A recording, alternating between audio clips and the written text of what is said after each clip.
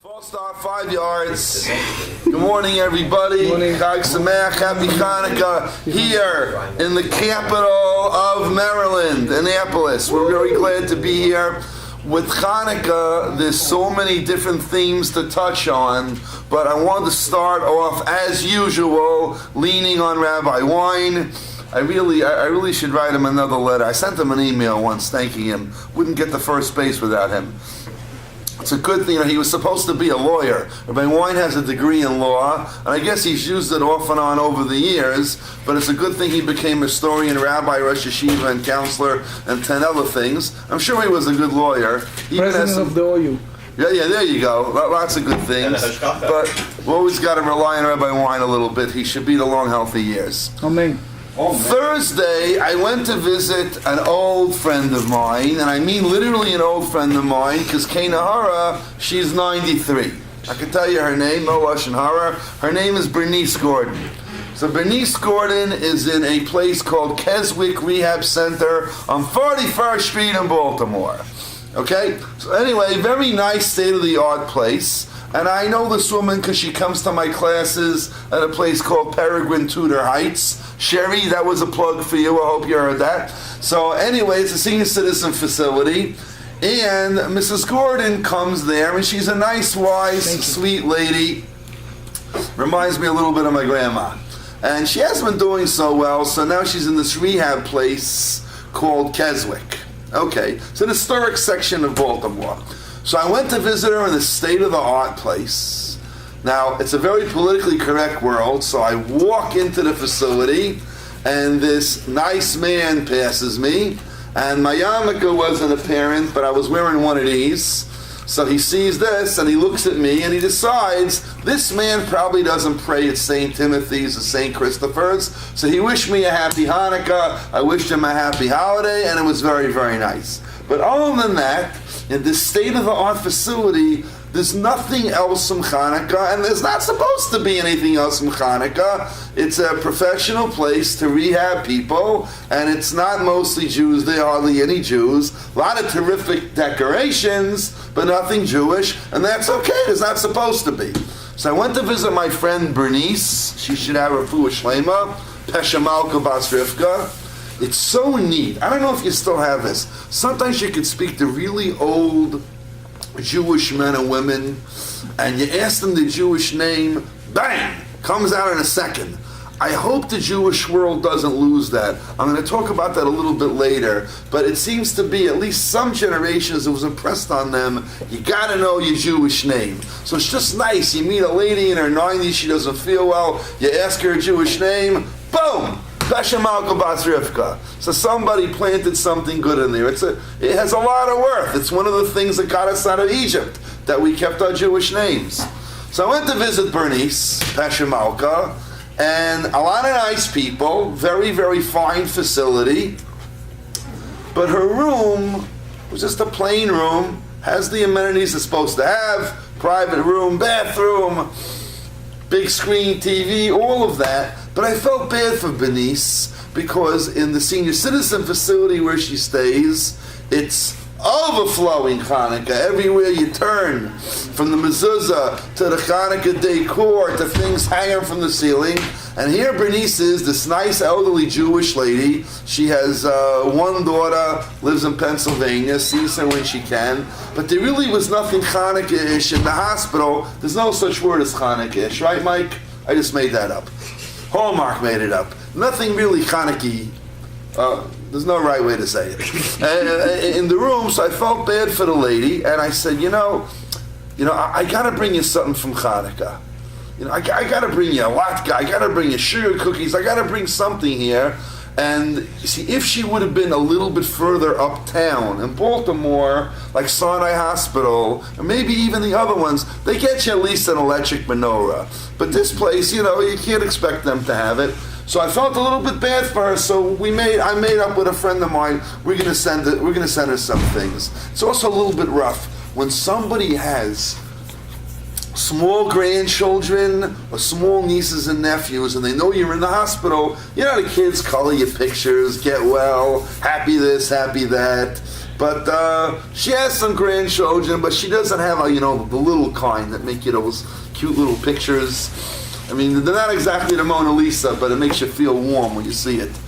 But I felt bad for Bernice because she's going to be the whole Hanukkah in a place devoid of Hanukkah. She'll get her health needs, but we can solve it. Her friends will bring things there. So let me tell you what happened to Rabbi Wein one time. Many, many, many years ago. He still runs around all over the planet.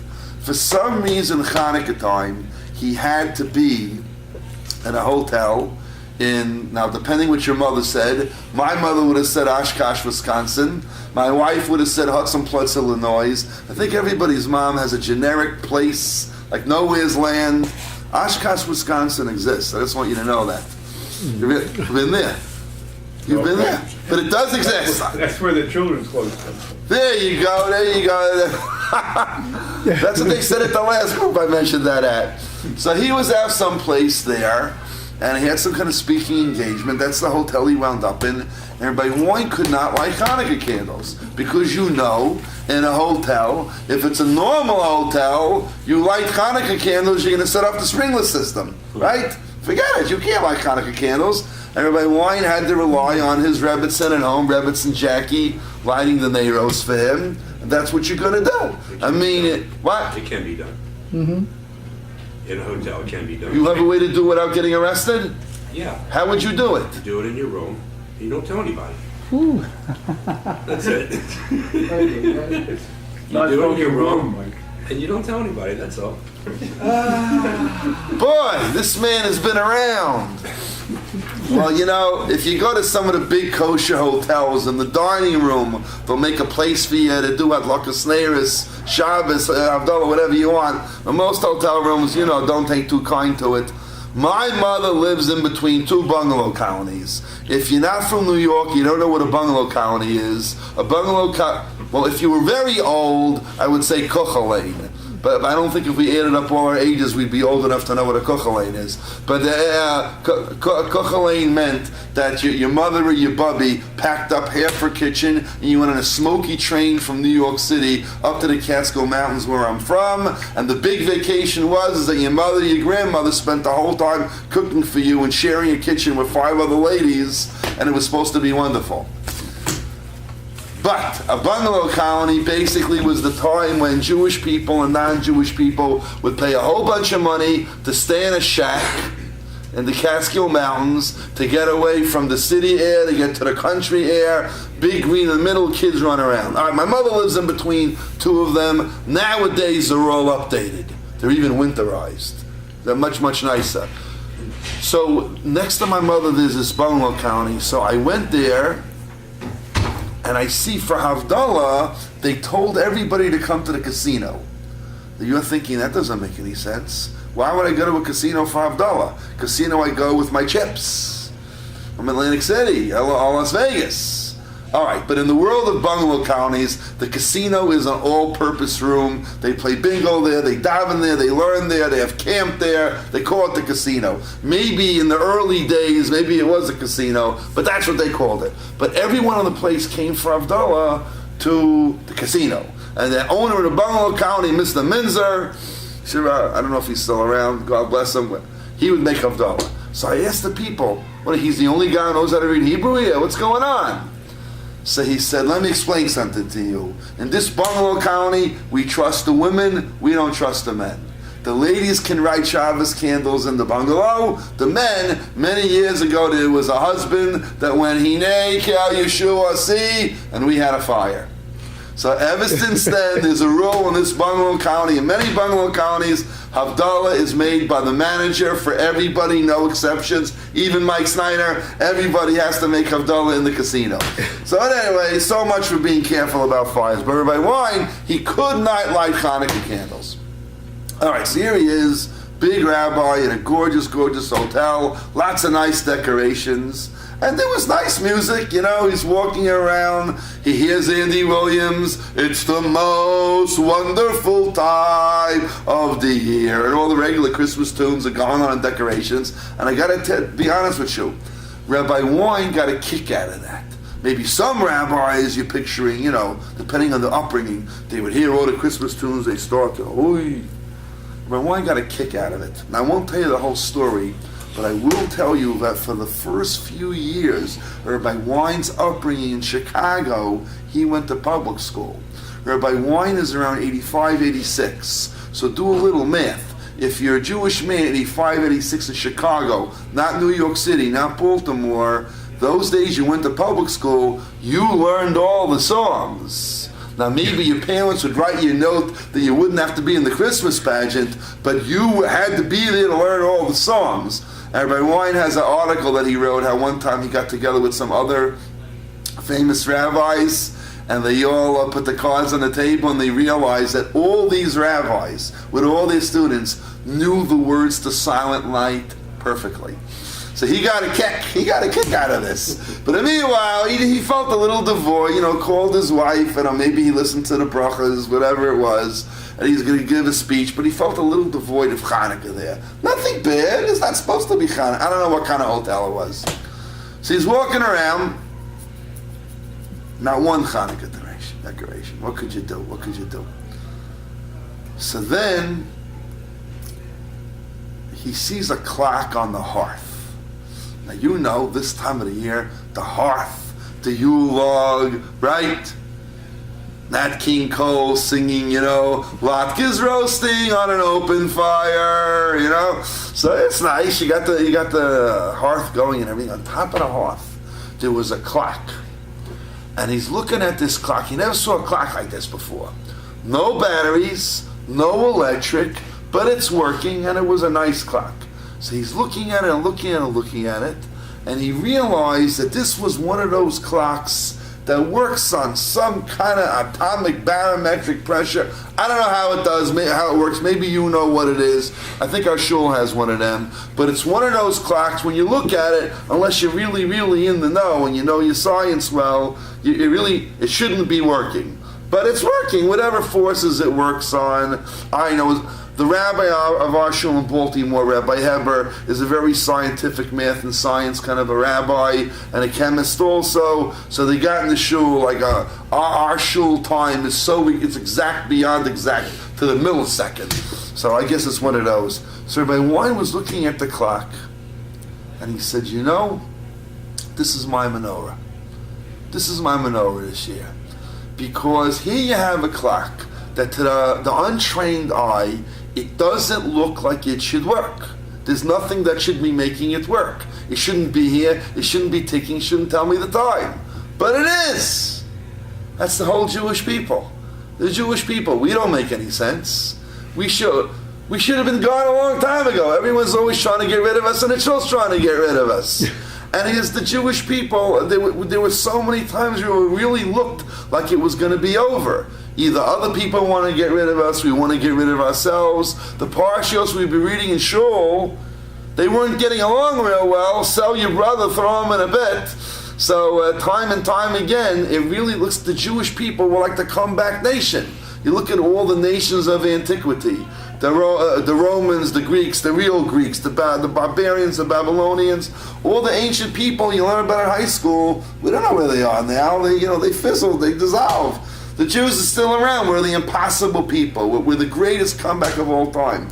So Rabbi Wine said to himself, this clock, it reminds me of the Jewish people.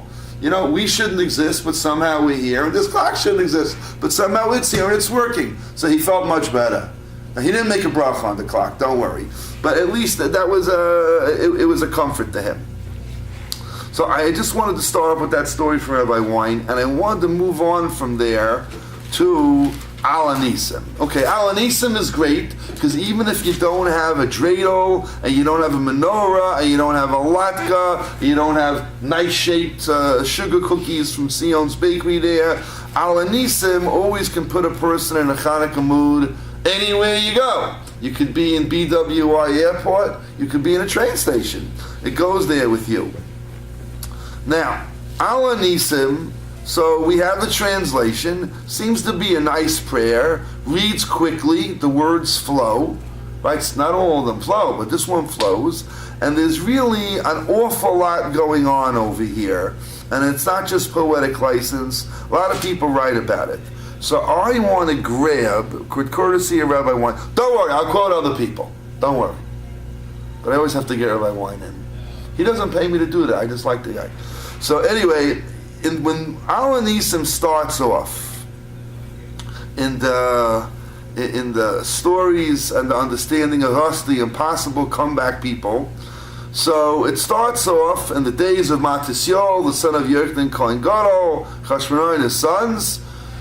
Now, it has over here, Kisha'amde, when there arose, Malchus Yovan Harashal Amcha Yisrael, the rotten, wicked kingdom of Yovan rose up against the Jewish people, and out of respect for someone I like in the room, I won't translate Yovan, because everyone likes to translate Yovan a little differently, exactly which nation, a combination of nations it was. All we know is the big bad fellow in the story is Antiochus Epiphanes, I think the second.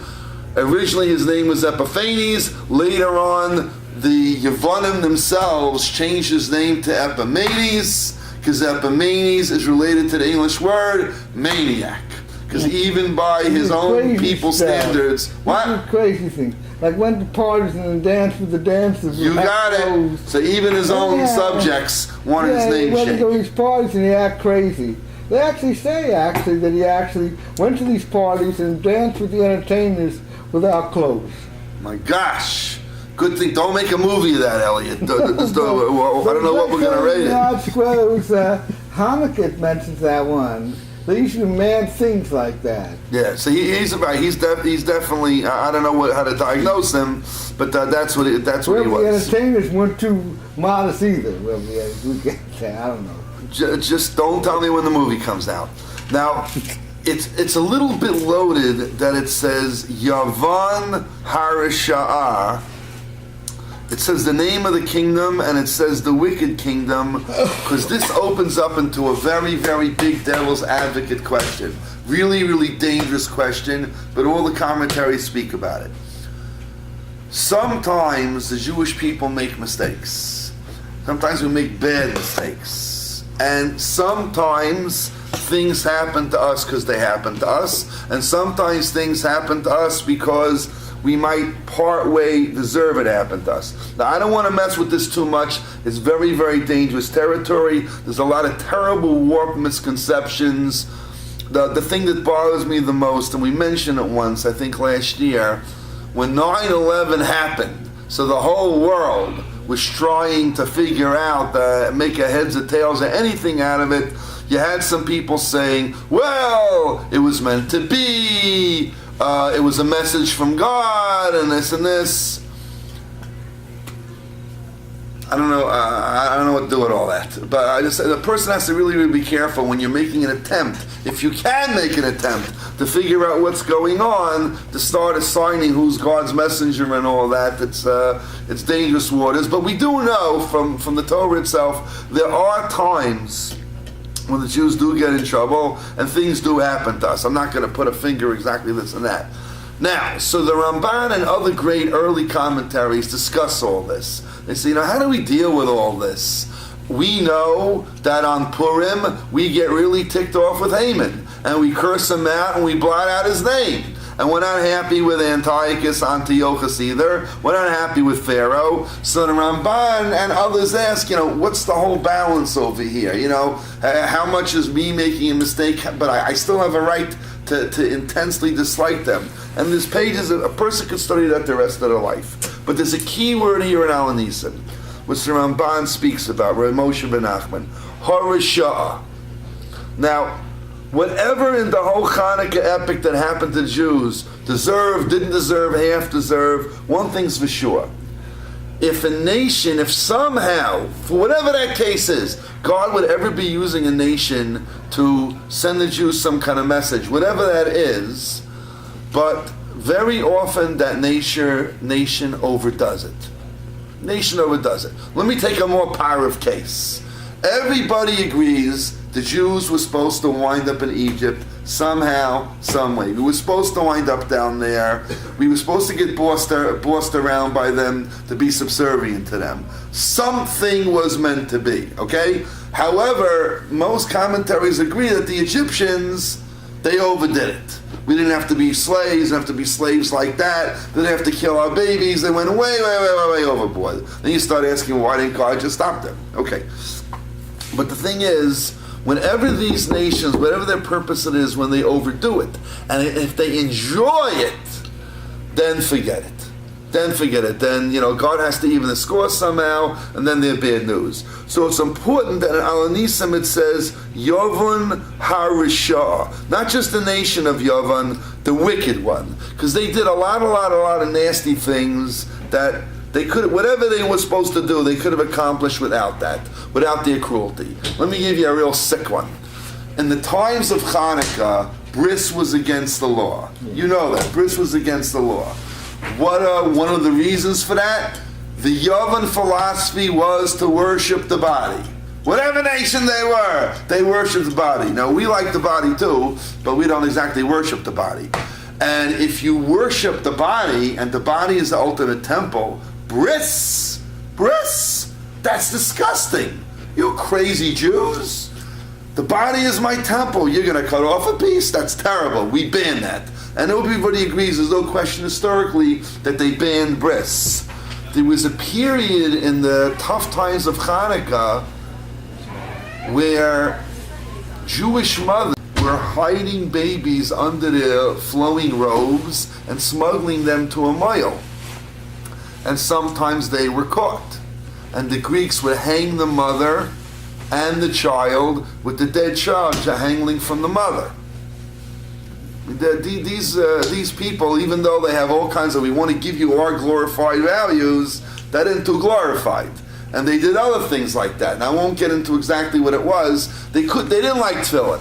They really did not like this business that Jews wear tefillin. So the Gemara says in Shabbos that they had special guards, the police, if Jews were wearing tefillin. And in those days, Jews liked to wear tefillin more than just by davening time. And if they would catch you, they would hurt you. They would hurt you bad. And they wouldn't just knock you down and kick you. I mean, the Gemara even tells that there was a tzaddik, a righteous man named Elisha, that one time he was wearing tefillin, he got caught, he ran, they ran, he ran, they ran, they caught up to him. He had just enough time to pull off his tefillin. Either he had big hands or small tefillin. He had them in his hands, and he figured, as they say in the old movies with George Raft and Jimmy Cagney, it's curtains for you. It's all over. So the guard said, what do you have in your hand? He had to think quickly. Dove's wings. Dove's wings? That's baloney. Open your hands. Ta-da! Dove's wings. However it happened, they left him alone. Why it's dove wings? Because the Jewish people are compared to the Jewish people, to the dove, bird of peace, whatever it is. However it worked out, God did it well for him. But the Gemara says if they caught you wearing tefillin, they would kill you, and they would kill you in a nasty way. So that's just one part of why it says Harishah, this nation, whatever they were meant to do, whatever it was, they overdid it. And there was a wickedness and an enjoyment to it that was just too much. Now, for Rabbi Wine, I need the word lehashkicha.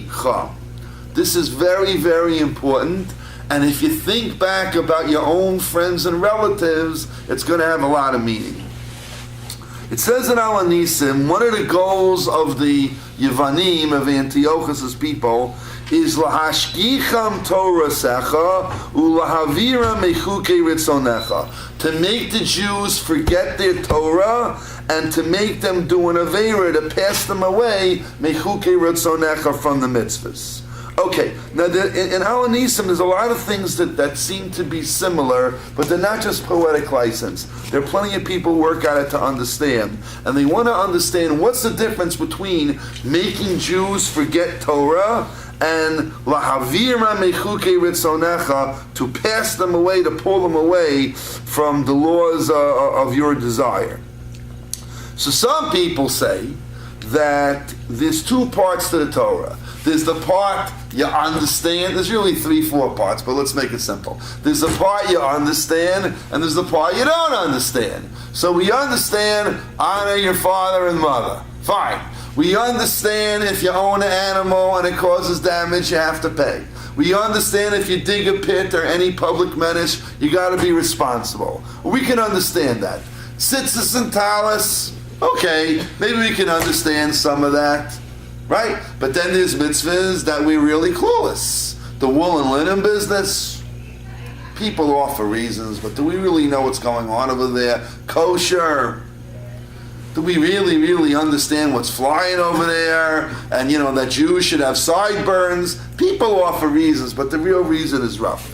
But basically, you could divide the Torah in what I understand and what I don't understand. Fine. The Torah says, be kind to your flesh. If you get very upset about something, don't cut yourself. All right, I can understand that. So here was the dilemma.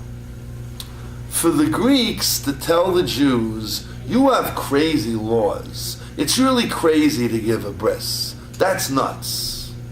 And so for them to pick on laws that are hard to understand and debate with us and to put a seed in our head that you should stop doing that. That's silly what you Jews did. All right. That's a challenge, but it could be done, and it has been done and throughout history in various countries. But if there's something that we do that makes a lot of sense, and I almost don't need the Torah to give it to me, that's hard to get it out of our blood. That's a hard thing. So what they have to do is, lahashkicham, they have to set up situations where you slowly but surely forget it. They have to change your environment. They can't argue with you and tell, well, let's take modesty. The Yevonim could not stand that the Jewish people dress modest. As Elliot was saying, they got a kick out of naked people, and that culture dressed that way. They tried to have a relationship with Jewish brides, and they decree we have to have a relationship before people get married with Greek officers. Exactly, to defy the modesty. Right. So again, since they are worshiping the body, Jewish modesty, especially the women, that stinks. And Elliot's right. The ultimate violation is to have a Jewish bride before she sleeps with her husband to be with a Yavan officer. So but modesty is something a person you don't have to think so hard. It makes sense. A human being should be modest. So they couldn't just tell us modesty is wrong.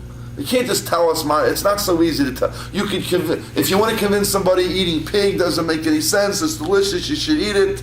All right. I ate bacon until I was 12, so I could appreciate that. But too much oil. But and I found kosher substitutes for it anyway in the world of deli. But something like tznius, modesty, how are you going to get that out of the Jews? Because it does make sense. So what they have to do is lahashkicham. You put a Jew in an environment that slowly but surely things become alien and you forget about it. Let me give an example. One of our greatest rabbis in the world we have in Baltimore, you got nice ones here too, Rabbi Yisachar Frand. His English name is Alan. He's from Seattle. Rabbi Frand, you can Google him, your computer will explode. Rabbi Frand's not that old. He must be 67. Tops. He said, thinking back to his little life, think yourself, you walk in a department store now, the pictures they have up in the ads, if that would have been up when even I was a kid, my mother would have put me in a bag and taken me out of the store. And I don't come from a religious family. It's not even about religious over there, And you go on the subway and you see things like, my God. Rabbi Franz said he was waiting for a bus next to a magazine rack. So he turned for a moment. Right? So the things, my father's joke, the things that are a front page now were the back of the Sears catalog that boys got in trouble for back in the 50s and 60s. And now it's right up there and everybody can see it, And you absolutely can't believe it. So the point is, if a Jew lives in an environment where in your face the media is putting things and making things acceptable that shouldn't be acceptable. Now, you don't have to be very religious, but if you walk into Target and you're walking in with anyone walking in, and you have everybody in their gatkes and their underwear over there, like maybe there's something wrong with this picture. It used to be a little bit more private. But if you put in an environment where that's shtupped in your face, after a while, it just doesn't bother you anymore. And the Yevanim were able to do that in various areas. Now you would think, what do you mean? How could you make me be diluted to respect my parents? What are you going to do to me? So, now I'm not too much of a cynic with this. You could have your own position. My wife pointed this out. Now my kids never watched The Simpsons. They watched other cartoons, but they never watched The Simpsons. Maybe once or twice. My wife pointed out to me, I don't think anybody in this room watched The Simpsons very much. You look like a Popeye, Tom and Jerry, Spider-Man, whatever you enjoyed back in the day, Mighty Mouse, whatever it was. Buck Rogers, no, this group was no one. Buck Rogers is before your time, right? Buster Crab? I don't know about Buck Rogers. You heard of him, all right. Bugs Bunny and it's the Warner Brothers, all right. And, but my wife pointed out to me, one time my wife said, I want you to watch this. Again, I'm not a cynical person when it comes to this. I don't like to be a prude, but my wife doesn't like this either. My wife pointed out, if you watch The Simpsons, what does it depict? A father who's an absolute idiot, and no one has any respect for him. And then the mother is a woman who dresses weird with a purple shaitel, whatever it is. And my wife pointed out to me that now Simpsons has been around over 20 years, but my wife pointed out to me that sometimes even a kid's cartoon, there's things in there that are like uprooting and undermining some of the very basics of society. Now, I'm usually not like that. I'll tell you the truth. In 1964, I got one of my first Beatle records, 50, 64, 65, and I was very happy. My father saw what I got, and my father looked at the picture, and he says to my mother, Marcia, you let Harry buy this? They're a bunch of degenerates. Now, I didn't understand that. Later on, I found out that the generation before me didn't like the Beatles, and they thought they were going to be the ruination. I just remember them being on the Ed Sullivan Show, the girls screaming, and I enjoyed it. I didn't realize till later that people a little older than me, they didn't like the Beatles, you know? My point of all this is not to talk about the Beatles. The point is, though, that even some base values, if you're exposed to enough of the opposite, you start to lose it. You're numb to, there's a fantastic book. Maybe you read it, Why Nobody Blushes Anymore. I gotta get this book. Everybody I speak to who read it tells me it's fantastic. Why Nobody Blushes Anymore. Anybody read it? It's supposed to take all the proper etiquette and morals that we were raised with and show how it's going goodbye. Simple thing. Now maybe you open the door for a woman, and maybe you open the door for a woman. But you may have been someplace where the lady that's going with you, somebody may almost not only open the door for, almost slam it in her face. You know, little things like that. But there's a lot of things that people say things. So if you're exposed to it enough, it disappears. So that's lashkicham Torasecha. Yavin wanted to do that to the Jews, even the things that maybe we were more attached to through the environment. They wanted us to forget about that, and so, or at least become numb to its importance. Like, I'll just only tell my sister-in-law. So I have a sister-in-law from London. So she's used to things being proper, which is really silly because Britain is not a very pro-Israel country, but whatever it is, they do some things proper over there. And my sister-in-law was in a Jewish neighborhood. She's from Golders Green, if that means anything to you, in London. Scary place, London. But anyway, my sister-in-law, when she was pregnant with her first child, she was in a Jewish neighborhood. She got on a bus, and no man offered her a seat. And my sister-in-law was younger than me. So someone said to her, Michelle, calm down. You're in a Jewish neighborhood. All the young ladies are always getting pregnant, so being pregnant isn't such a big deal. And she didn't accept that answer. I'm sorry, pregnant is pregnant. Man, get up and give me a seat. You know, I mean, if you think back, your own mother or grandmother, if you wouldn't have offered a seat to a woman whether she's pregnant or not, this would be a big deal, you know. But if you're exposed to that nobody cares anymore, then that's l'hashgich, it's forgotten. It's not the Ten Commandments, but it's endemic. So Rabbi Wein said like this. They asked him to, and I was there. I was there when he spoke. This must be around 10 years ago. So Rabbi Moshe Hauer, who's the rabbi of B'nai Jacob Shari Zion in Baltimore. Very distinguished rabbi, originally from Canada. So he gave Rabbi Wein a beautiful, beautiful introduction. Now, it was interesting because Rabbi Hauer is very tall. He's around 6'2". Rabbi Wein is very short. He's American born, but he's still from those short, he still looks like a short European Jew, even though he doesn't have any accent. So Rabbi Hauer gave a beautiful, beautiful introduction. Rabbi Wein gets up and he says, where I come from, if a rabbi says nice things about you and you're standing up vertically, you're not horizontal, you should thank God.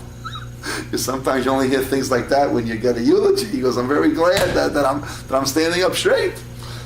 He was asked to speak on how to save the Jewish people, how to stop assimilation because people are getting further and further away. And my brother works on college campuses for Esha Torah, and he tells me stories about what's going on in the colleges, how some of our biggest enemies are Jews. Now, you read in the news, Harvard's been in the news the past few days. End of last week, Harvard kicked out that SodaStream, that Israeli company, which employs Arabs. They kicked them out because of pro-Palestinian pressure, and a lot of that pressure is Jews. Yes, last night's news said Harvard retracted. This is Harvard. You know, my brother, his name's Rabbi Harris Wiener, Hanan Wiener. He has personally been at rallies in colleges in Boston where certain anti-Israel speakers have been there, and my brother's gone head-to-head with them. So he said it's like heartbreaking. You talk to the kids, Jewish college kids on these campuses, my brother said, you will find Jewish kids, not only do they have no appreciation for Israel and what it means to the Jewish people, they'll be anti, it just breaks your heart. So Rabbi Wein was asked, what are some things we could do to try to hold on to the Jewish people before we lose them altogether? So one of the things Rabbi Wein says was as follows. He says we have to recreate the Zaidi or the uncle in the window. We all know, we read recently in the Torah, that Yosef was almost seduced by the wife of Potiphar, his boss's wife, and she really went overboard. All the pretty pictures you ever saw of Cleopatra with the ancient Egyptian makeups and perfumes, she was laying it on. The Medrash says she changed her clothes 3 times a day. Big fashion show, and he was thinking of giving in because she was beautiful and there was nobody around, and he was good looking too.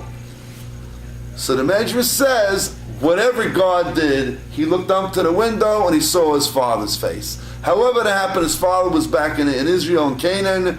Whatever it was, whatever happened over there, for some reason when Yosef looked up at the picture, he saw his father's face. However it worked. And the message from his father was, what do you want them to write about you in the Bible? You're Joseph the righteous or Joseph the gigolo? That's basically what it amounts to. And he got the message, threw himself on the floor, ran out of there, she grabbed his coat, called rape, and the rest is history. Luckily in last week's parsha it turned out okay, after a lot of Jewish aggravation in the middle. But Rabbi Wein said, actually, everyone in this room, when we grew up, there probably was somebody in the family that, even they may have not been so religious, but there was a Jewish presence to the point, now each generation is different, depending how far you go back, but it used to be that if somebody was going to do something really off the mark, they might say to themselves, what would my Bubby and Zadie think of that? What would my Uncle Fred think about that? What would Aunt Tilly think about that? It was some kind of Jewish conscience which is dissipating and dissipating and dissipating and dissipating. It's flowing away. It's just going away. I told you once, but I'll tell it again. It's a good example. Then I want to close up. At a relative's funeral in Roxbury, Massachusetts. Okay? Why is Roxbury, Massachusetts important to a Jew? Because a very important lady is there. There was a lady named Frances Y. Slanger. She was a Jewish nurse. She was the first she was one of the first American casualties on D-Day. Her Yiddish name was Fredel, And she was from Roxbury, Massachusetts, and she's buried in Roxbury, Massachusetts. There was a Navy ship named for her, but she was a very, very good nurse, Frances Y. Schlanger, and I think she was from the first casualties in D-Day. That's a whole story in itself. There's beautiful books about her. But that's my connection to Roxbury, Massachusetts. But I was there at Roxbury, Massachusetts for a relative's funeral. And the funeral director starts talking to me. And I found out he's a biker. The guy must be 70, but he's a biker. And he tells me he belongs to a minion of bikers. They go all over the country, but they always have a minion. Jealous? They go, anywhere they go, they have a minion. Do they take a Torah? I don't know what to tell you. So he was telling me his history where he got into biking. Nice Jewish boy into biking. Doesn't say anything in Torah against that. You want to be born to be wild? Born to be wild. So he said, when he came to tell his bubby, he's going to be a biker guy. He's a funeral director, a biker guy. So his bubby said, you sure? A nice Jewish boy, you're going to be on the motorcycle? Yeah, bubby, I got a Harley. It's really nice. I won't drive it on Shabbos, bubby. She's talking to his bubby, and she says, Zunala, tut me'ateva. Son, do me a favor. You're gonna get a uniform for this bicycle? Sure, bubby. Do me a favor. Don't get a black leather jacket. Whatever you do, I don't want you should get a Jewish boy with a motorcycle, black leather jacket with skeleton. That's not for a Jewish boy. So the guy said, I listened to my bubby. I got a brown one. Now, what's the point? The point isn't the motorcycle or the jacket. The point was, he was just trying to show that there was a time, and there should be a time, that before someone acts, that there's some relative you value, that you think, before I do something, is this good news for the Jews or bad for the Jews?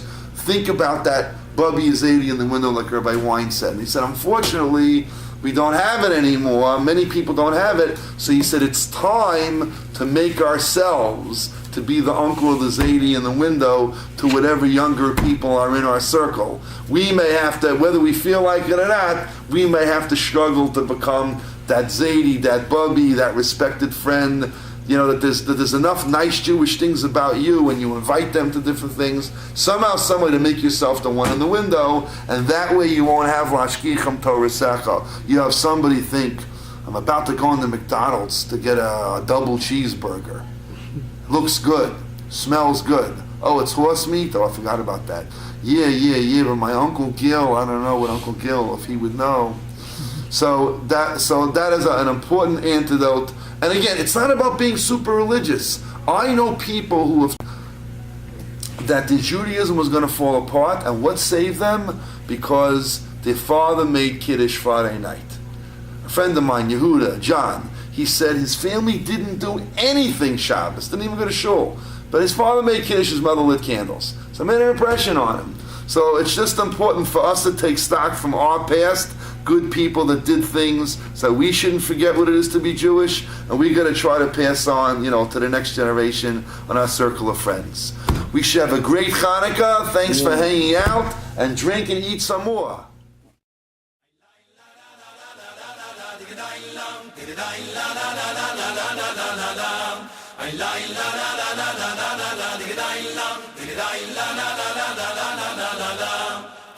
La la la la la